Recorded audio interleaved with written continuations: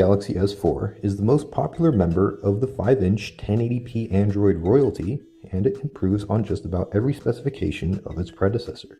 The smartphone ships in a retail box with pretty standard contents. You get an AC adapter, micro USB cable, and a headset.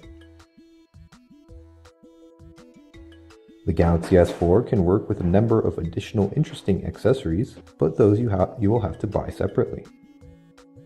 The screen has grown to 5 inches, and the Adobe RGB screen setting provides you with much more accurate colors, solving the unrealistic colors issue of the AMOLED displays of old.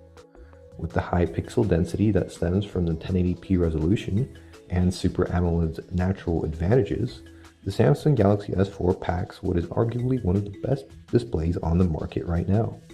Despite the larger screen, the Galaxy S4 has virtually the same footprint as the Galaxy S3, and it's slimmer too. The size of the new Samsung flagship also compares favorably to that of the HTC One, even though the HTC smartphone packs a smaller 4.7-inch screen. The plastic used for the Galaxy S4 has a hyperglaze finish similar to that of the Galaxy S3, but with a new, more sophisticated texture that changes depending on the angle you are looking at it and the available light.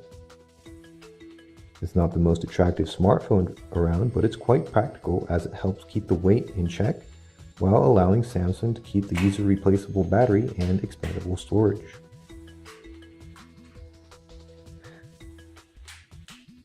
The bezel around the screen has gotten narrower, but there's still enough room for the 2-megapixel front-facing camera and a special IR sensor, both of which are important for features like dual shot and air gestures. The back of the Galaxy S4 features a slightly protruding 13-megapixel camera and LED flash. The top of the phone houses an IR emitter, which can be used to control TVs, AV receivers, air conditioners, and other appliances around your home. The Samsung Galaxy S4 launches with Android 4.22 Jelly Bean, the latest publicly available version of the Google platform, and it packs the latest batch of exclusive software from Samsung. That includes the TouchWiz interface, which enriched the Android experience not only with major features like multi-window, but also a variety of tweaks and improvements. It starts off with the lock screen. It has widgets, a new feature in Android 4.2, and beautiful photos from TripAdvisor, which change automatically. The shortcuts on the bottom of the screen are disabled by default. The special favorite apps widget on the right has taken their place. You can re-enable them and switch the right widget to the camera as the default Android behavior. The home screen is virtually unchanged, save for a few widgets. Home screen panes can be managed with the usual pinch gesture, and you can have anywhere between 1 and 7 of them. One small change we noticed shows up when adding shortcuts or widgets to the home screen. Small thumbnails of all home screen panes show up at the bottom, complete with the silhouettes of the widgets on them. This makes finding an empty spot for the new widget so much easier. The notification area has been tweaked too. The usual arrangement of toggles, screen brightness slider, and notifications is still in place, but you can view all toggles at once, similar to Android 4.2. To access the full list of toggles, you need to either push the dedicated button when you have opened the notification area already, or simply perform a 2-finger swipe.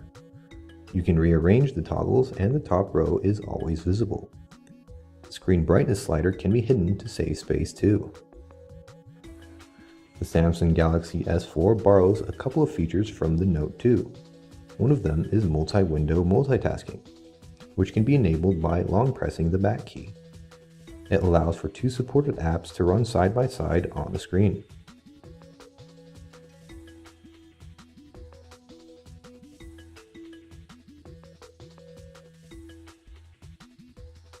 Another is Air View. Basically, it turns your finger into an S Pen. You can hover your finger over an item on the screen to view more info, for example the text of an SMS, the calendar appointment text, photos in a folder, and so on.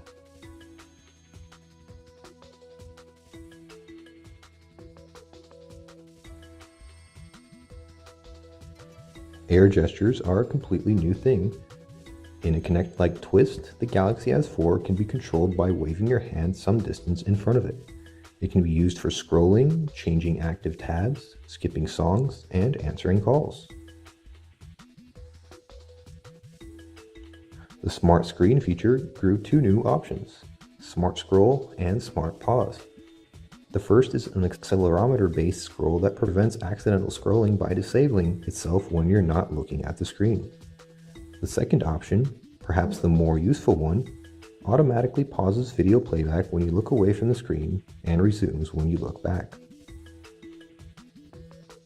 The camera interface has been reworked and is now based on the Samsung Galaxy camera. The interface is greatly simplified and hides most of the features in the mode carousel, which offers helpful images and descriptions to help out new users. There are plenty of interesting features, but the ones to note are the dual shot mode and 360 photo, also known as Photosphere. We have the Snapdragon 600 base version of the Samsung Galaxy S4 here, which is the version many countries will get.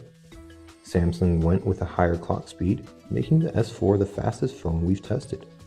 In theory, the Exynos 5 Octa chipset should offer even better performance, but we've yet to see about that.